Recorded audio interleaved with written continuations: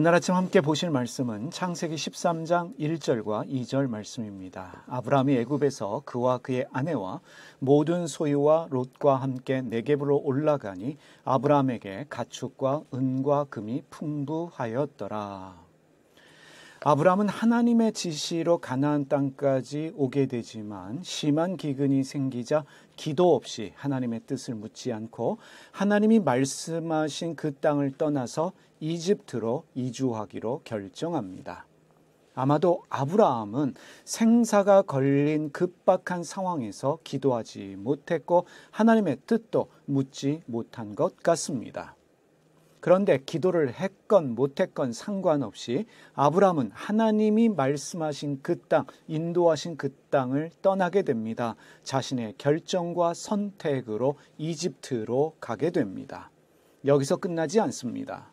아브라함은 기근을 피해서 이집트로 이주하면서 자신의 아름다운 아내 때문에 사람들이 자신을 죽이고 아내를 빼앗을 수 있다라고 하는 염려가 생겼습니다. 죽을 수도 있다는 두려움을 가지게 된 것입니다. 아브라함은 자신의 아내의 아름다움 때문에 죽을 것이 두려워서 아내인 사라에게 누이라고 말해줄 것을 부탁합니다. 그러면서 사라에게 이렇게 말합니다. 내가 그대로 말미암아 안전하고 내 목숨이 그대로 말미암아 보존되리라 이렇게 말하는데 아브라함은 하나님이 나를 지켜주시고 우리 가족을 지켜주신다, 보호하신다 이러한 믿음이 없어 보입니다. 그런데 전혀 생각하지 못한 변수가 생겼습니다. 이집트의 왕 바로가 사라의 미모에 반하게 됩니다. 그래서 사라를 아내로 삼습니다. 사라를 아브라함의 누이로 믿었던 바로는 아브라함에게 많은 가축과 노비들을 선물합니다. 이것 때문에 아브라함이 행복했을까? 전혀 아닐 것입니다. 이집트에서 아내를 빼앗긴 상황에서 금도 은도 아브라함에게는 아무런 의미가 없습니다. 강대국의 절대 권력자에게 아내를 빼앗기고 진실을 말할 수 없었던 약자인 아브라함은 위기에 빠졌습니다. 심각한 위기에 빠지게 된 것입니다. 아브라함은 아무것도 할 수 없는 이 상황에서 절망하며 좌절했을 것입니다. 이런 생각도 했을 수 있습니다. 왜 처음부터 아내로 말하지 못했을까?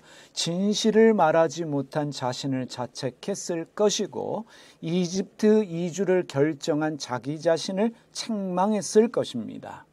그러나 기근이 심했던 가나안 땅에 그대로 있었다면 모두 굶어 죽었을지도 모릅니다.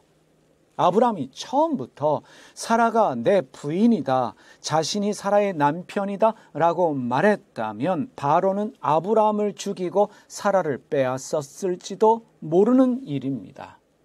아마도 이래도 죽었을 것이고 저래도 죽었을 것입니다. 하나님께서는 아무것도 할 수 없었던 위기의 아브라함을 구해 주셨습니다. 하나님은 바로가 절대로 아브라함을 건들지 못하도록 모든 조치를 취하셨고 아브라함에게 주었던 모든 가축과 사람들도 빼앗지 못하도록 하셨습니다. 아브라함은 다시 가나안 땅으로 돌아오게 됩니다. 아브라함에게는 가축과 은과 금이 풍부해졌습니다. 이미 부자였던 아브라함은 더 큰 부자가 되어서 가나안 땅으로 돌아오게 된 것입니다. 한마디로 전화위복이 되었습니다. 가나안 땅의 기근도 해결된 것으로 보입니다. 아브라함은 기도하지 못했습니다.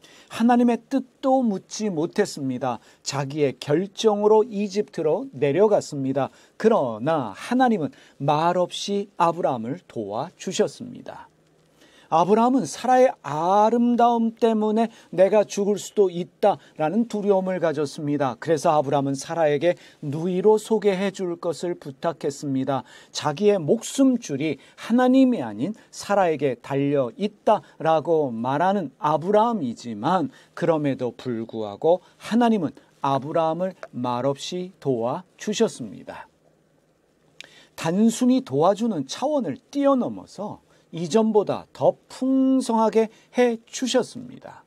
많은 가축과 은과 금을 아브라함에게 주셨습니다. 아브라함이 잘한 것도 없는데 하나님은 많은 것들로 채워주셨습니다.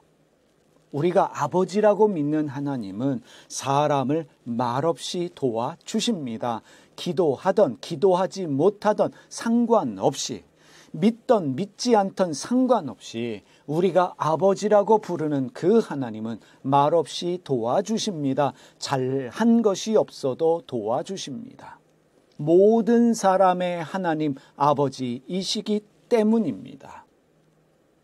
마태복음 5장 44절에서 48절 말씀, 예수님의 말씀입니다. 나는 너희에게 이르노니 너희 원수를 사랑하며 너희를 박해하는 자를 위하여 기도하라. 이같이 한즉 하늘에 계신 너희 아버지의 아들이 되리니 이는 하나님이 그 해를 악인과 선인에게 비추시며 비를 의로운 자와 불의한 자에게 내려주심이라. 너희가 너희를 사랑하는 자를 사랑하면 무슨 상이 있으리요? 세리도 이같이 아니하느냐? 또 너희가 너희 형제에게만 무난하면 남보다 더하는 것이 무엇이냐? 이방인들도 이같이 아니하느냐? 그러므로 하늘에 계신 너희 아버지의 온전하심과 같이 너희도 온전하라. 예수님은 사람을 차별하지 말고 모든 사람을 똑같이 사랑하라 말씀하셨습니다. 이것이 하나님의 온전하신 성품이기 때문입니다. 하나님은 사람을 차별하지 않으십니다. 누구를 사랑하고 누구를 덜 사랑하시는 것이 아니라 의로운 자와 불의한 자에게 똑같이 해와 비를 내려주시는 하나님이십니다. 예수님께서 그것을 깨닫게 하셨습니다.